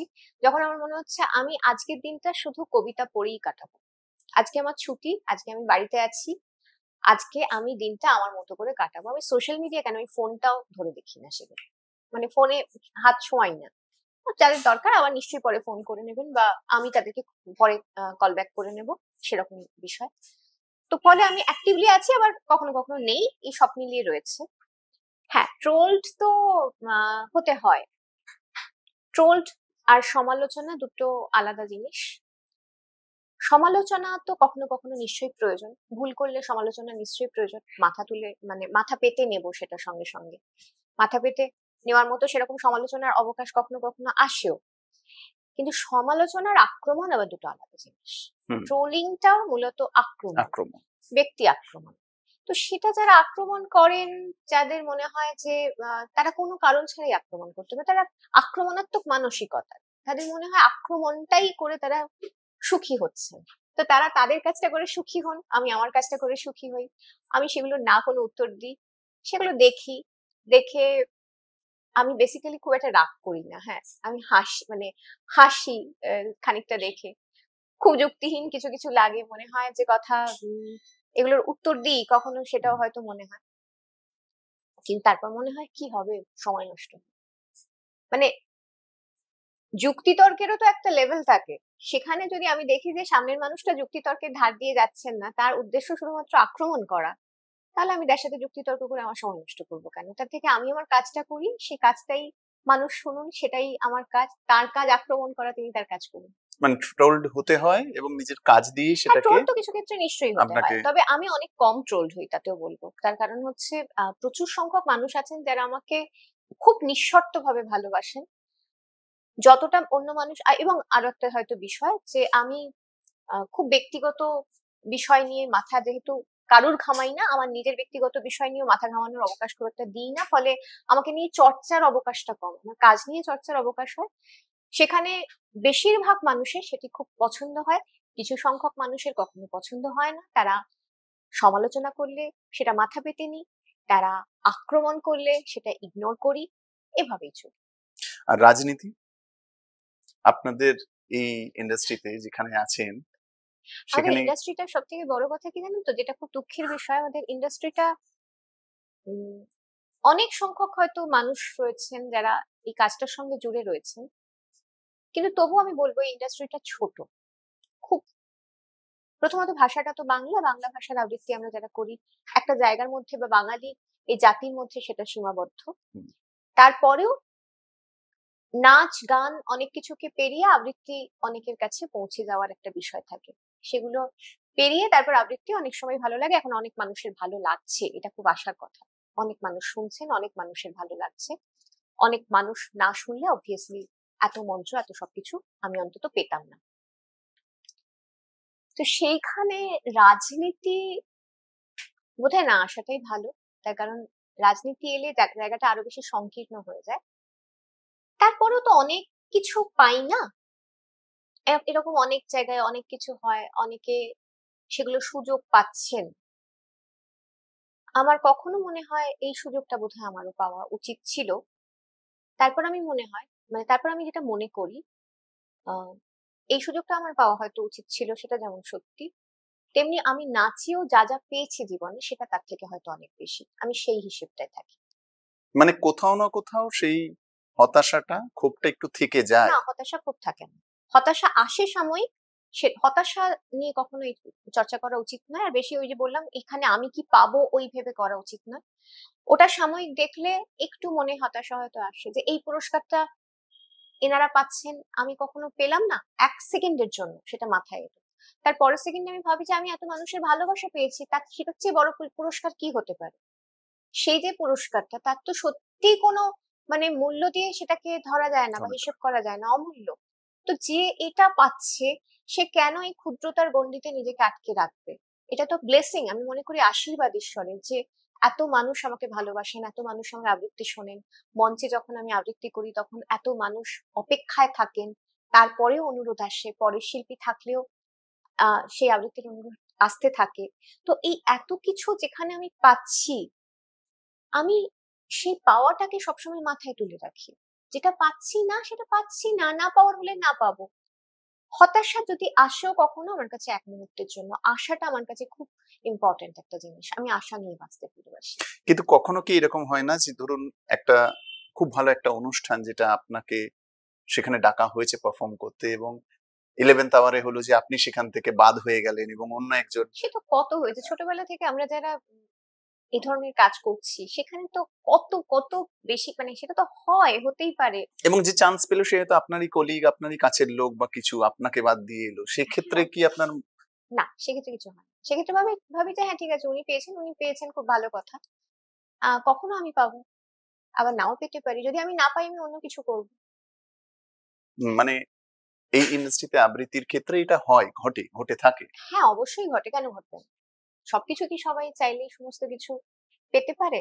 আর এটাও তো সত্যি, সবকিছু চাইলেই পেতে পারে না। সেটাও হওয়া উচিত বোধহয়। তার কারণ হচ্ছে যে কোনো কিছু সহজে পেয়ে গেলে সেটার অ্যাচিভমেন্ট হিসেবে থাকে না। যা কিছু আমি এই মুহূর্তে পাচ্ছি না, যা কিছু আমার এই মুহূর্তে আমার কি বলবো নাগালের বাইরে, হুম। তো সেগুলো স্বপ্ন দেখাটাও তো ভালো, যে হ্যাঁ কখনো এগুলো আমার নাগালের মধ্যে আসবে, সেই স্বপ্নটাই আরো তো এগিয়ে নিয়ে যায় মানুষকে। তো যা কিছু আমি পাচ্ছি না সেটা নিয়ে হতাশাটা এক মুহূর্তের, বাকি মানে পরের মুহূর্তেই নিজেকে যেভাবে ইন্সপায়ার করি যে হ্যাঁ ঠিক আছে, এটা আমি কখনো আমিও পাবো। আর যদি না পাই ঠিক আছে, অন্য কিছু মানে অন্য কেউ পাচ্ছে, অন্য কেউ পাবে, বা আমি অন্য কিছু পাবো, ঠিক এরকম একটা ব্যাপার। এবারে একটু অন্য ধারার প্রশ্ন করি। ব্রত দিদি থেকে শুরু করে গৌরী দি গৌরীজি পর্যন্ত, একদম। এবং এদের কাছে আপনি শিখেছেন, এদের সাথে থেকেছেন, এরম মানে আবৃত্তি জগতের মহিরুহ এরা, যারা আবৃত্তি জগৎটাকে, বাংলার আবৃত্তির ভাষণ আবৃত্তি জগৎটাকে একটা অন্য পর্যায়ে নিয়ে গেছেন, ইন্টারন্যাশনাল মানে নিয়ে গেছেন। এদের সাথে অভিজ্ঞতাটা কিরকম? দেখুন, আমি পার্থদা, গৌরীদি বা ব্রতদিদি কারোর কাছে আমি শিখিনি। আমার শিক্ষাগুরু সম্পূর্ণ আলাদা। ছোট থেকে যাদের কাছে আমি শিখেছি, আমি ছোটবেলায় একদম মানে একটা লম্বা লিস্ট আছে। একদম ছোটবেলায় বিল্লু কাকুর কাছে শিখতাম, আকাশবাণীর ঘোষক ছিলেন তিনি, আমার বাবার বন্ধু ছিলেন। তারপর আবৃত্তি কল্পের অমল কাকুর কাছে শিখেছি। তারপর আরো অনেকে আছেন, শঙ্কর কাকুর কাছে শিখেছি। সেটা আমি যেখানে থাকতাম সেই লোকালিটির মধ্যে তারা অত্যন্ত গুণী শিল্পী ছিলেন। তারপরে আমি শিখেছি কাজল সুরের কাছে, কাজল কাকুর কাছে। সারথিতে শিখেছি পার্থ মুখোপাধ্যায়ের কাছে। জগন্নাথ বসুর কাছে শিখেছি কিছুদিন। এবং যেটা বিষয় সেটা হচ্ছে যে পার্থদার কাছে শেখাটা আমার কাছে সত্যি খুব প্রয়োজনীয় বলে আমার মনে হয়। পার্থ পার্থ মুখোপাধ্যায়। মুখোপাধ্যায় আবৃত্তির যে আঙ্গিক সেটাকে অন্যরকম ভাবে আমার কাছে উনি উপস্থাপিত করবেন। মানে তার আগে পর্যন্ত আমি আবৃত্তি চর্চা করতাম, কিন্তু বোধহয় অনেকটা বেশি আরো ভালো বাঁচতে শুরু করেছি ওনার কাছে শেখার পর থেকে। তো যাই হোক, সেই সময় আমরা যারা সমসাময়িক আর কি, সমসাময়িক বলতে আমি, মেধাদি, এরা সকলেই ওনার সেই সময় ছাত্রী। তো যাই হোক, কিন্তু অবশ্যই আমি সান্নিধ্য পেয়েছি। পার্থদা, গৌরীদি আমাকে অত্যন্ত স্নেহ করতেন। পার্থদা আমায় খুব ছোটবেলায়, মানে যখন আমি একটি ছোটবেলায় একটা ক্যাসেট সেই সময় আমি যুক্ত হতে পেরেছিলাম, যে ক্যাসেটটায় ওনারা সেই সময় কণ্ঠদান করেছিলেন। তো সেই ক্যাসেটটার একটা ছোট্ট অংশ হিসাবে শুভ কাকু আমার বাবার বন্ধু ছিলেন, আমাকে বলেছিলেন যে ওই জায়গাটা যদি আমি পারফর্ম করি। তখন আমি ক্লাস 5-6 পড়ি, সেরকম একটা সময়। তো তখন পার্থদাই বলতাম। তখন তখন তো কাকু বা এরকম কিছু বিষয় হতো না। তো তখন আমাকে শুনে উনি বলেছিলেন যে এই মেয়ে একদিন অনেক একটা বড় জায়গা দখল করবে, আগামী দিনে স্টার। মানে এটা কিন্তু তখন কথার কথা হিসেবে আর কি, তখন আমি কিচ্ছু নই। আমার মা এখনো পর্যন্ত ওই কথাটা ভীষণ ভাবে বলেন, আমি কিচ্ছু নই। কিন্তু তারপরেও ওই যে কথাটা, সেটা ভীষণ রকম ভাবে আর কি মনে রেখেছিলাম, বা ওনার যে ওনার মনে হওয়াটাও তো অনেকটা পাওয়া না সে সময়।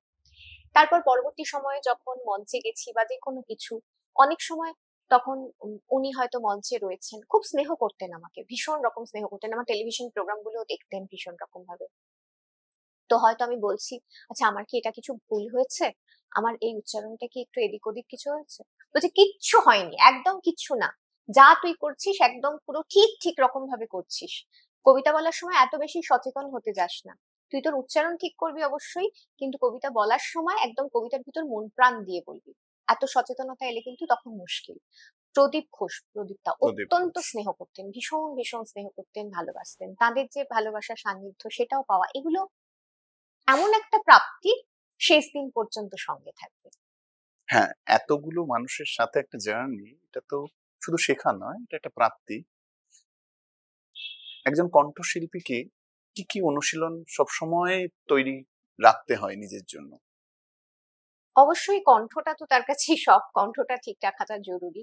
এবং কণ্ঠ ঠিক রাখা মানে সবকিছু চাইলেই যে আইসক্রিম খাওয়া, এই সেই তাই, ঠান্ডা জল খাওয়া, এগুলো চাইলে আমি তো খাই না অন্তত। মানে যারা এগুলো মেনটেন করেন না তাদের কথা আলাদা। মানে জীবন থেকে এগুলোকে একদম বাদ করে দেওয়া আমি উচিত। ঠান্ডা জল কখনো খাই না। হাজার গরম পড়লেও আমি জল খাই প্রচুর, কিন্তু ঠান্ডা জল খাই না। আইসক্রিম কখনো কখনো খাই, কোল্ড ড্রিঙ্কস খাই না। তারপর যেটা বিষয় কণ্ঠচর্চা, যেটা কণ্ঠচর্চার ক্ষেত্রে আমার মনে হয় আবৃত্তির চর্চাটা আবৃত্তি দিয়েই হয়। গানের চর্চা একরকমের, আবৃত্তির চর্চা একরকমের। আবৃত্তির যে নিয়মিত অনুশীলন সেটা ভীষণ রকম ভাবে দরকার। তার উপযোগী কিছু আবৃত্তি আছে, যে আবৃত্তিগুলো ঠিক ঠিকভাবে চর্চা করলে আবৃত্তির চর্চাটা ঠিকভাবে হতে পারে। সেইগুলোকে জেনে, সেগুলোকে বুঝে, সেগুলোর চর্চা ঠিকভাবে হওয়াটা দরকার নিয়মিত। আর এগুলোই। আর মানুষটা ভালো হওয়া দরকার। যে কোনো একজন মানুষ যিনি শিল্প চর্চা করছেন, তাতে অনুভূতিগুলো বেঁচে থাকে। অনুভবগুলো যদি বেঁচে না থাকে, সেই অনুভব খুব একটা কিন্তু অন্য মানুষকে অনুভব করানো যায়। কতগুলো প্রশ্ন করি, ছোট ছোট প্রশ্ন। যেটা আচ্ছা, আবৃত্তির ক্ষেত্রে একটা বিষয় কিন্তু ইম্পর্টেন্ট, সেটা আমি মানে তখন বলিনি, সেটা হচ্ছে উচ্চারণ। উচ্চারণের বিষয়টাও কিন্তু খুব জরুরি একটা ব্যাপার। আর উচ্চারণের আবার উচ্চারণ নিয়ে বলতে গেলে অনেক কথা বলতে হয়, কারণ আমাদের বাংলা ভাষাটা এক এক জায়গায়, আঞ্চলিক ক্ষেত্রে তো এক এক রকম উচ্চারণে উচ্চারিত হয়। তো সেই জায়গা থেকে, মানে ধরুন আজকে আমি কলকাতায় বসে যে উচ্চারণের কথা বলছি, মেদিনীপুর শহরে সেরকম উচ্চারণ হয় না, আবার পুরুলিয়াতে আরেক রকম উচ্চারণ হয়। তো এই যে সবকিছু আলাদা আলাদা জায়গায় থাকার জন্য সেই যে উচ্চারণগুলো সেই অঞ্চলে সেটা ভুল নয়, কিন্তু যখন আমি বেতার বা আকাশবাণীতে কোনো কিছু পরিবেশন করতে যাব, বা আমি সোশ্যাল মিডিয়াও এখন আমি সেই জায়গায় ধরে নিচ্ছি, তখন আমাকে একটা না মানে একটা মাপকাঠি আর কি ধরে নিতে হয়, যে এই উচ্চারণে এইভাবে আমরা এই উচ্চারণগুলো এইভাবে করব। সেইটা একটুখানি কিন্তু ইম্পর্টেন্ট বা জরুরি বিষয় বাংলা ভাষার ক্ষেত্রে, আবৃত্তি চর্চার ক্ষেত্রে। কথা বলার ক্ষেত্রে একরকম উচ্চারণ হতেই পারে, আবৃত্তিটা যখন করা হবে তখন সেই উচ্চারণটা ঠিকভাবে হওয়া দরকার। আবার কেউ যদি আঞ্চলিক ভাষায় কবিতা বলে, তাহলে সেটাই আবার তাকে মানে আমি যদি এখন ধরুন আমি খুব একটা ভালো জানি না আঞ্চলিক ভাষা, আমি বেশি যার জন্য আঞ্চলিক কবিতা বলতেও যাই, আমি যদি আমার মতো করে একটা নিজের ভাবনা থেকে বলি, সেটাও তো ঠিক নয়। আমাকে তো সেই অঞ্চলের ভাষাটাকে বুঝতে হবে, জানতে হবে, তবে আমি সেটাকে যথাযথভাবে আবার করতে পারবো। তখন সেটা বলতে গেলে সেই আঞ্চলিক ভাষাটা ঠিক ঠিকভাবে প্রয়োগ থাকাটা দরকার, সেটা সম্পর্কে নিজের একটা ধারণা থাকা দরকার, সেটা একটু শিখে নেওয়া দরকার। এইগুলো হচ্ছে বিষয়। একদমই, এটা খুবই ইম্পর্টেন্ট। কারণ ভাষা আমাদের এখানে বলা হয় যে প্রত্যেক 5 কিলোমিটার অন্তর ভাষা বদলাচ্ছে, ভাষার ধরনটা বদলে যাচ্ছে, এবং কে কোথা থেকে এসছে, তারপর যে টেক্সটটা সে বলবে সেই টেক্সটের উপর নির্ভর করে একটা নির্দিষ্ট একটা জায়গা একদম। তৈরি করা উচিত যে এটাকে এভাবেই বলা উচিত। একেবারেই তাই। তো এটা খুব ইম্পর্টেন্ট জায়গা। আমি কতগুলো প্রশ্ন করি, হ্যাঁ, ছোট হ্যাঁ, ছোট নিশ্চয়ই। প্রশ্ন করি। আহ, কবিতা এবং আবৃত্তির বাইরে আচ্ছা, শুনি। কি ভালো লাগে? এর গান বাইরে গান শুনতে ভালো লাগে। গান শুনতে ভালো লাগে। আচ্ছা, আর অবসর সময়? বই পড়তে ভালো লাগে, সুযোগ খুব কম পাই। আচ্ছা, আর প্রিয় মানুষ? এখন ওয়েব সিরিজ দেখতেও ভালো লাগে, যদি ঠিকঠাক আচ্ছা, ওয়েব সিরিজ হয় তাহলে, মানে যদি সেই সময়টা পাওয়া যায়। ওয়েব সিরিজ এমন একটা ব্যাপার, আসলে একবার নিয়ে বসলে তো চট করে ওটা পুরোটা শেষ করতে হবে। তো সেই রাত জাগার মতো বা পুরোটা দেখার মতো যদি সিচুয়েশন থাকে, সেটা দেখতেও ভালো লাগে, থ্রিলার হলে স্পেশালি। বাহ! মানে আপনি আবৃত্তির জগৎ, অথচ ভালো লাগছে ও মা, আমি থ্রিলার। তো ছোটবেলা থেকে থ্রিলারই বেশি পড়েছি, কি আশ্চর্য! আবৃত্তির জগৎ তো আবৃত্তির মতো, সেটা আলাদা বিষয়। তো মানুষটার ক্ষেত্রে তো আমি শার্লক হোমস পড়ে বড় হয়েছি, আমি বাকি যে সমস্ত কিছু ফেলুদা, এগুলো আমি চিরকাল এগুলো পড়েছি, তো এখনো তো থাকবেই সেগুলো। বাহ! এটা খুব ভালো জিনিস, মানে না মানে আমি ডিফারেন্সিয়েশন। ওরকম নই যে যেরকম মনে হয় যে সবটা আর কি মানে সব ভীষণ রাবীন্দ্রিক একটা জীবন যাপন বা সেরকম, ওরকম নয় ব্যাপার। এরকম। যদি আবৃত্তি বা সঞ্চালনায় না থাকতেন তাহলে কি হতেন? জানি না। মানে কোনো একটা কিছু যে হ্যাঁ আমি এটা হতে পারতাম বা এটা হতে চাই, যা চাওয়া। হতে চাই তা তো হয় না, যা জীবন যেখানে নিয়ে যেত তাই করতাম, একটা কিছু চাকরি বাকরি করতে হতো তাহলে। আচ্ছা, আর প্রিয় মানুষ? প্রিয় মানুষ, প্রিয় মানুষ, আহ, প্রিয় মানুষ আমার কন্যা। আপনার কন্যা। বাহ! আর মা বাবা? মা বাবা তো সবসময় ভালোবাসার, অবশ্যই, সেখানে তো তুলনা, নিশ্চয়ই তুল্যমূল্য বিচার চলে না।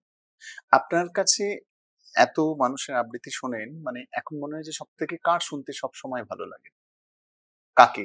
এটা জাজ করা খুব মুশকিল, কি করে বলবো? ভালো কবিতা মানে সবাইকেই ভালো হ্যাঁ, লাগে অথবা? সবাইকে ভালো লাগে কেন?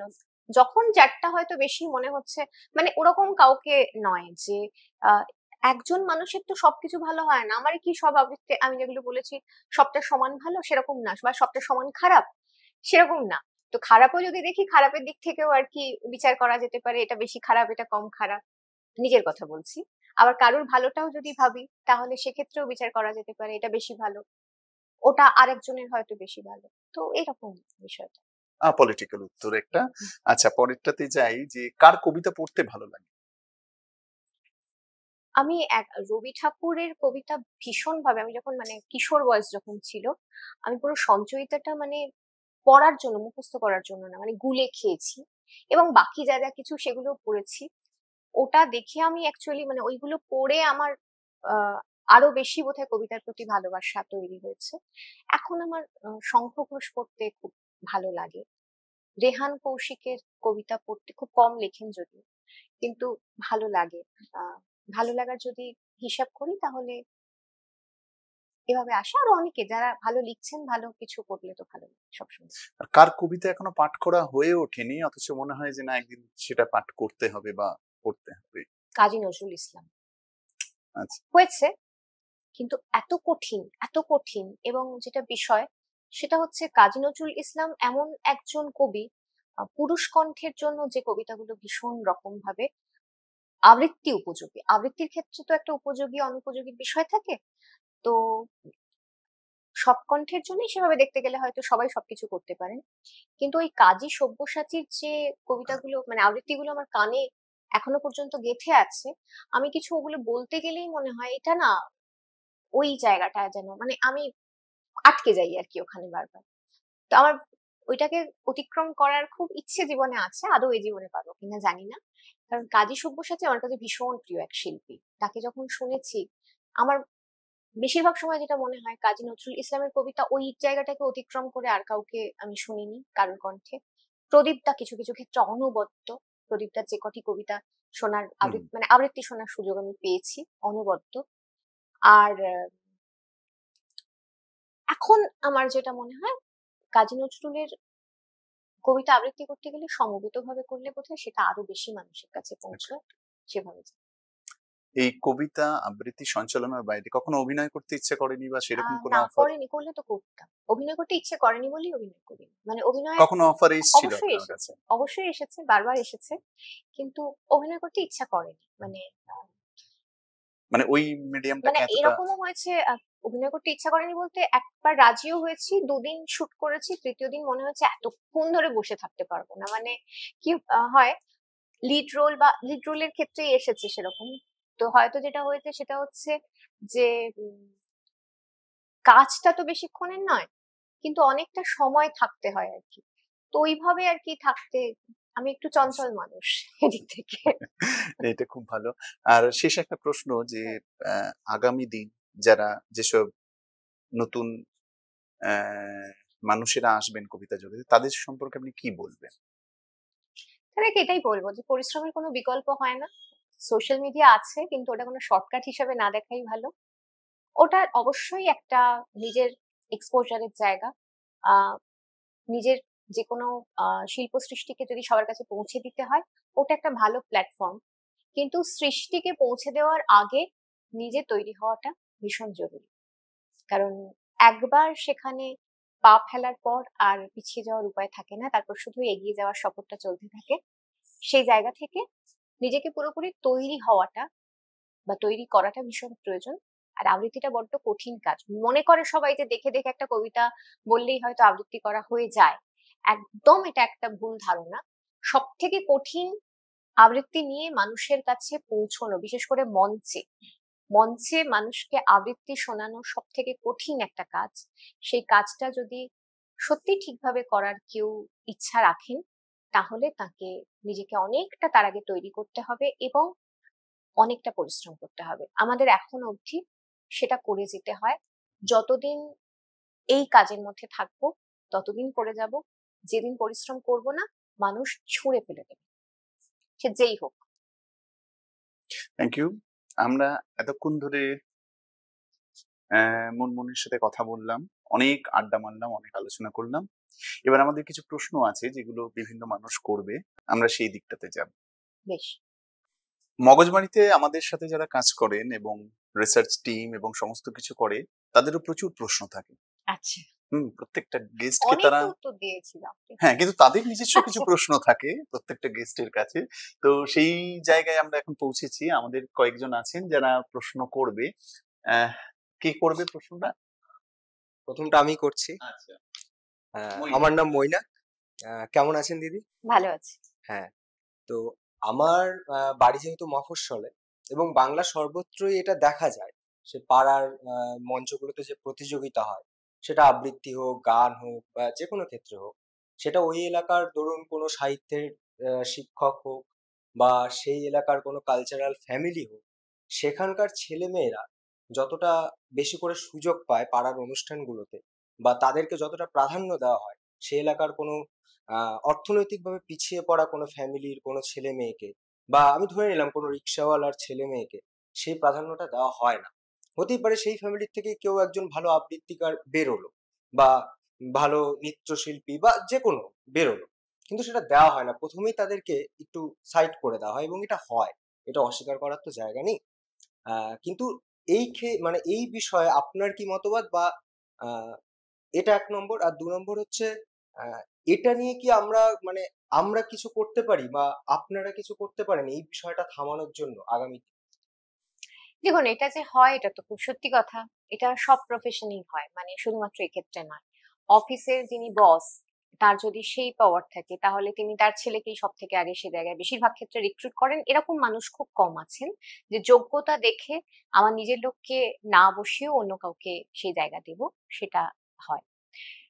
তো এটা কম বেশি সর্বত্র বা সব জায়গাতেই হয়। তবে আমি বলবো সবটা যে এরকমই হয় এরকম নয়, এমন নয়। কারণ আমার পরিবারের কেউ এরকম ছিলেন না। সাংস্কৃতিক একটা পরিবার বা সংস্কৃতি প্রেমী পরিবার, কিন্তু তারা কখনো ফ্রন্টে কেউ থাকেননি। তারপরেও সেখান থেকে এমন একটি পরিবার থেকে, এবং আমি নিজে মফস্বলের মেয়ে, তো সেরকম একটি পরিবার থেকেও আমি আজকে এত বছর ধরে এই চর্চা করে সামনের সারিতে কাজ করার সুযোগ পেয়েছি সব ক্ষেত্রে। সুতরাং এটাতে খুব একটা আশাহত হওয়ার জায়গা নেই। আমার পরিচিত একটি মানুষও কখনো এসব ক্ষেত্রে না থেকেও, যদি আমি এই কাজটা করতে পারি, তারাও যদি তাদের কাজ ঠিক ঠিক ভাবে করতে পারেন, আগামী দিনে তাদেরও মানুষ চিনবেন, এটা আমি বিশ্বাস করি। আহ, হ্যাঁ, নমস্কার, আমার নাম স্নেহা। দিদি, তুমি প্রথম থেকেই তোমার পডকাস্টটা পুরো শুনলাম, তো সেখানে বুঝলাম যে তুমি রবীন্দ্রনাথ ঠাকুরের মানে তোমার ইন্সপিরেশন, তুমি ওটা মানে সঞ্চয়িতা পড়েই তোমার বড় হওয়া আর কি। তো আমার এই প্রশ্নটা মনে এসেছে যে রবি ঠাকুর মানে রবীন্দ্রনাথকে তুমি লেখক হিসাবে তোমার কাছে ভাবো নাকি ঠাকুর হিসাবে ভাবো? ছোটবেলায় লেখক হিসেবেই ভাবতাম, সেটাই খুব স্বাভাবিক। মানে একজন কবি লেখক, খুব বিস্ময় ছিল সেখানে যে কি করে এত লিখে, মানে তখন মনে হতো এত লিখেছেন কি করে আর কি। তবে যেটা হতো ছোটবেলায় সঞ্চয়, আমি তো কবিতা ভালোবাসতাম, সঞ্চয়িতাটা পুরো পড়েছি সেই সময় ওই বয়সে। তখন গান শুনতে এত ভালো লাগতো না, বা তখন হিন্দি গান শুনতাম, রবি ঠাকুরের গান শোনার মতো এই ধৈর্য ইচ্ছে তখন সেই সময় খুব একটা ছিল না। তো এবার যখন বড় হয়েছি, যত সময় গেছে, এখন যখন তার সৃষ্টিকে সেভাবে দেখি, তখন নিজে কবিতা ভালোবাসতাম বলে সঞ্চয়িতা পড়তাম। এখন শুধু তাকে জানার জন্য যখন পড়তে বা দেখতে ইচ্ছা হয়, মনে হয় এটা না কোনো মানুষের পক্ষে বোধহয় সত্যি করা সম্ভব না। মানে এত কিছু, প্রত্যেকটা ফিলিং কে যেভাবে উনি বলেছেন, যেভাবে মানুষের কাছে পৌঁছে দিয়েছেন, সেগুলো যেন মনে হয় নিজেদের কথা। যত বয়স বাড়বে, বুড়ো হবো আরো যত বেশি, তত আমার মনে হয় ওই ঈশ্বরকে তার মধ্যে বোধহয় খুঁজে পাবো। এটা সময় যত এগোয় তত বেশি বোধহয় তাকে জানা যায়। মানে এখন তোমার কাছে উনি ঠাকুরের রূপই নিতে না, এখন চলেছেন আর সত্যি, কি, এখন এরকম? তখন যেটা হতো, তখন এগুলো অন ক্যামেরা বলা উচিত কিনা ঠিক নয়, তখন যদি একটু রবীন্দ্রসঙ্গীত শুনতাম একটু, তখন মনে হতো এর জায়গায় অন্য গান হলেই ভালো হয়, এরকম হতো মনে। মিথ্যে কথা বলবো না। তখন এখন সেই বোধটা হয়তো তখন বোধটা হয়নি এখনো হয়নি, আর কি, এবং আস্তে যেটা আস্তে হয়নি যখন এটা তো বুঝতে সত্যি। পেরেছি। হ্যাঁ। সারা জীবন কি একটা মানুষ বোধ শক্তি নিয়ে জন্মায়? নয় তো, যত সময় যায় তত তার এই উত্তরণ গুলো হয়।